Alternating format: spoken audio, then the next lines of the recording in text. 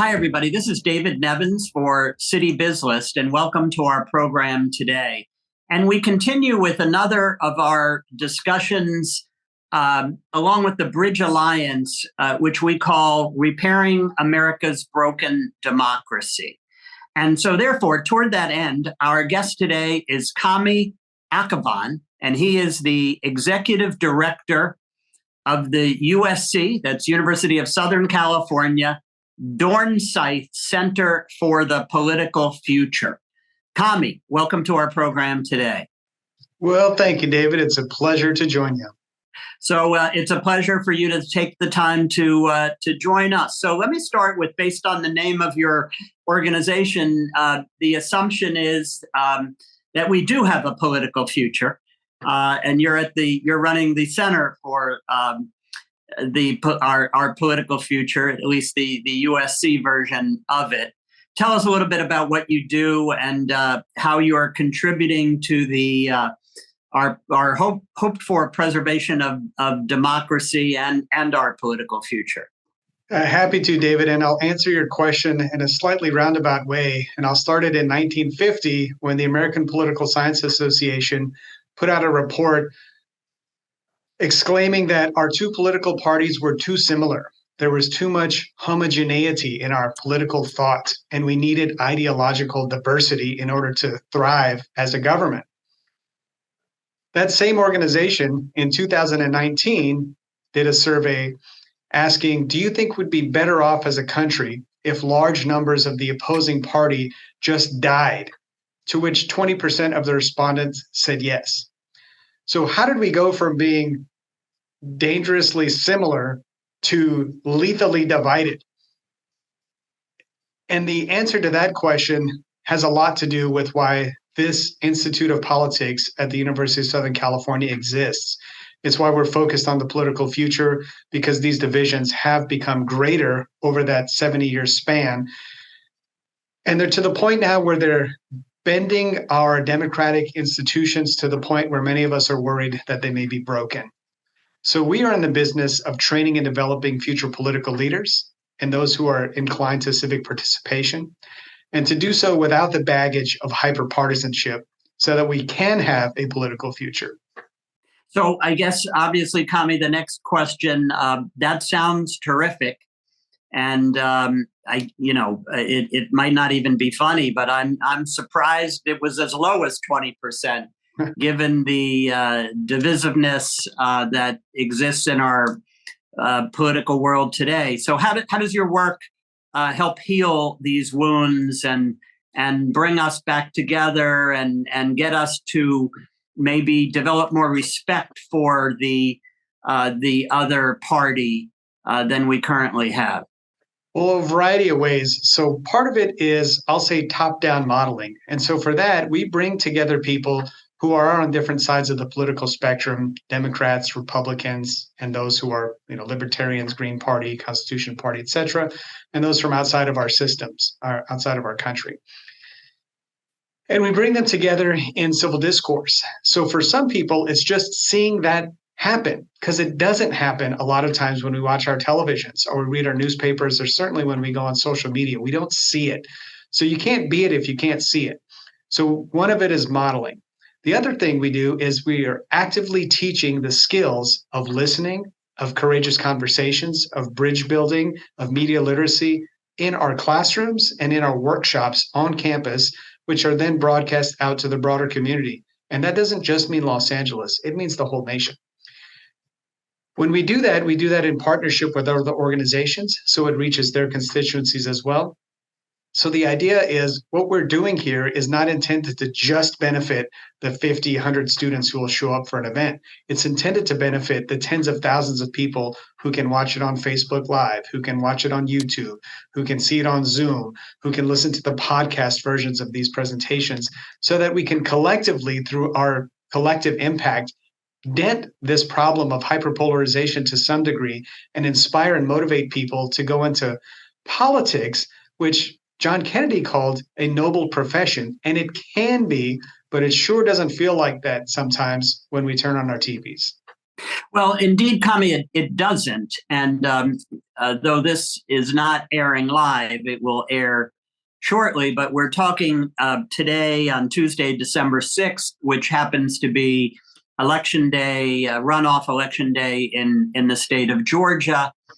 And it certainly seems to me that the election is really about, at least the way it's perceived, which side's going to get 51 votes or which side's going to get 50 votes, right? Because it certainly doesn't seem to be much about the ideas or even the character of the candidates. So how did we get to where we are? And I guess it's great to hear what you're doing in the classroom, but how do we make it work in the real world? Because it never, well, I say never, it doesn't seem to me in my lifetime to have ever been quite the great divide that we see today.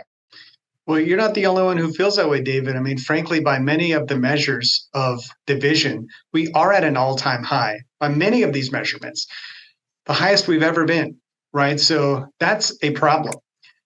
It's a problem because not only does it affect the ability for our country to pass meaningful laws and regulations and advance our collective interests, but we can't even do that at our own dinner tables. And we're disconnecting from family members. We're disconnecting from people in our social circles. We're moving into increasingly similar communities, like-minded communities, both digitally and in person, because we can't tolerate other perspectives.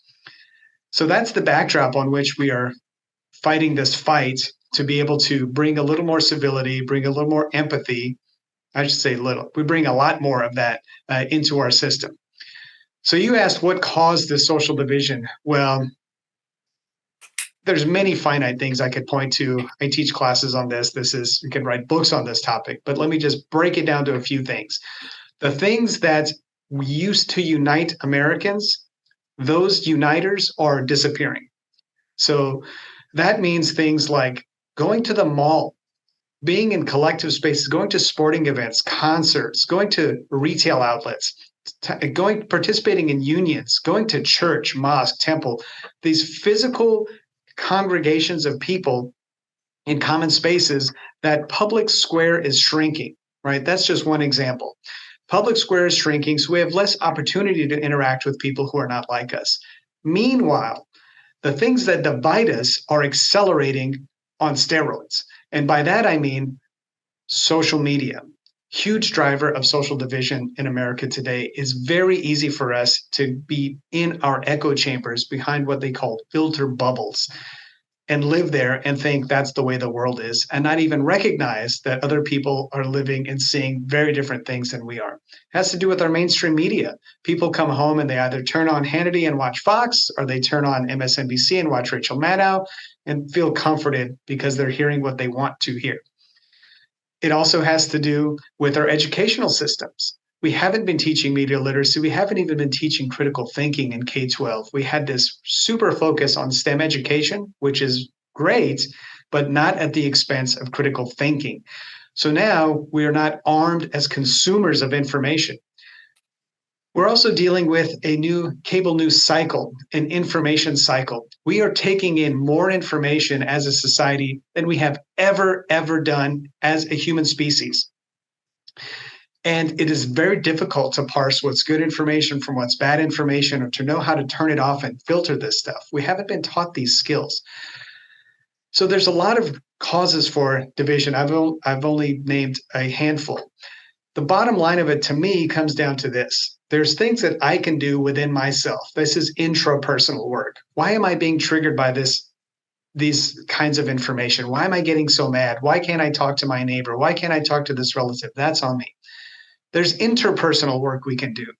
How can you and I have a conversation that doesn't go off the rails? Are there certain tactics and skills that I can learn to where we can have really productive conversations where we totally disagree, but we respect one another? The answer is, of course, yes, there is. And then there's more of the broad questions of the systemic changes that could be needed in our society. And these are things like, what about open primaries? What about nonpartisan redistricting of electoral districts? What about making voting day not just a day, but a period of time where people can submit absentee ballots, they could submit their votes by mail, they can take a few longer days to participate, so we get more people who are participating in the system. There's a variety of systemic things we can do, including money in politics, including various structural reforms that can be done at a congressional level, and that we ought to do, or at least have some really profound conversations about.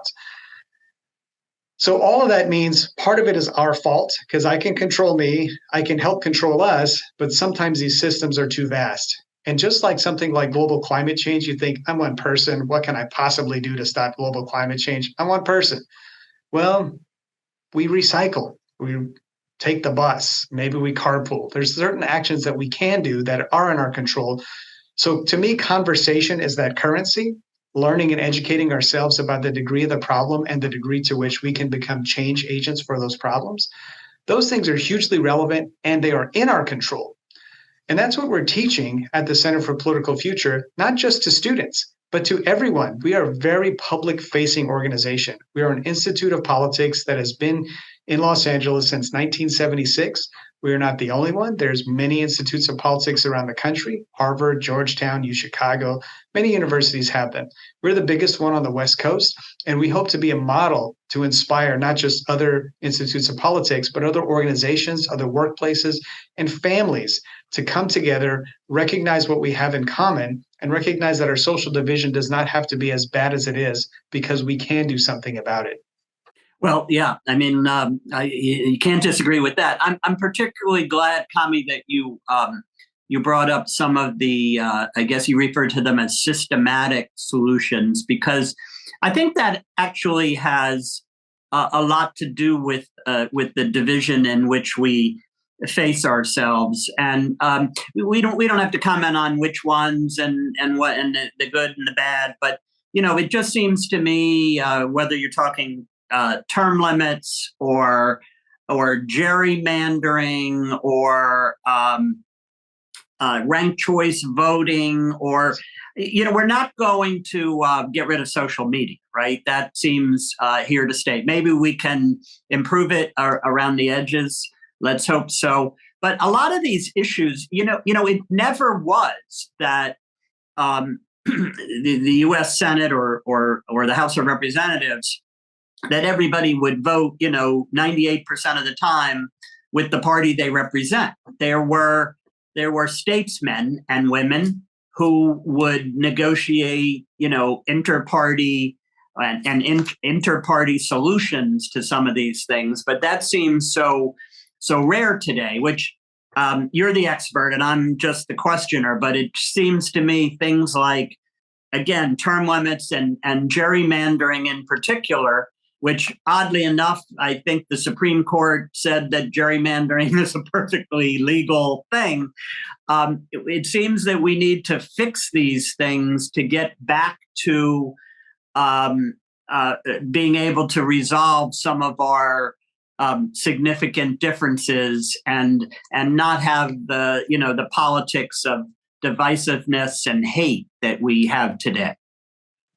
I think you're so right, David. And you said that I'm the expert, but really when it comes to feeling what is wrong with social division, we are all experts in that because we know what that feels like. We know what it's like to talk to a family member, have that conversation to go askew and think, I'm never going to talk to this person again. What have we been taught since we were young? Never talk about religion and politics, right? And what is it that we are now exceptionally bad at discussing? Religion and politics. We have to get better at talking about these things or we're never going to make progress.